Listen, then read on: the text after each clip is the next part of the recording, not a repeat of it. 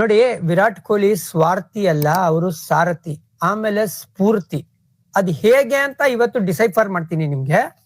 ವಿರಾಟ್ ಅವರು ನಿಮ್ಗೆ ಗೊತ್ತಿರೋಂಗೆ 14,000+ ರನ್ಸ್ ನ ಮಾಡಿದ್ದಾರೆ, ಹೌದಾ? 299 ಗೇಮ್ಸ್ ಅಲ್ಲಿ. ಅದರಲ್ಲಿ ನೋಡಿ, ಇದು ಟೀಮ್ ಗೇಮ್ ಆಗಿರೋದ್ರಿಂದ ಇದು ವಿಕ್ಟ್ರಿಲಿ ಏನ್ ಮಾಡಿದ್ದಾರೆ ಅಂತ ಪ್ರಶ್ನೆ ಕೇಳಿದ್ರೆ, 299 ಅಲ್ಲಿ 184 ಭಾರತ ಗೆದ್ದಿದೆ. ಈ 184 ಗೇಮ್ಸ್ ಅಲ್ಲಿ ವಿರಾಟ್ ಅವರು 177 ಬಾರಿ ಬ್ಯಾಟಿಂಗ್ ಬಂದಿದ್ದಾರೆ. ಅಂದ್ರೆ ಇನ್ ಮಿಕ್ಕಿದ್ದು 7 ಪಂದ್ಯ ಅವರು ಬ್ಯಾಟಿಂಗ್ ಸಿಗ್ಲಿಲ್ಲ.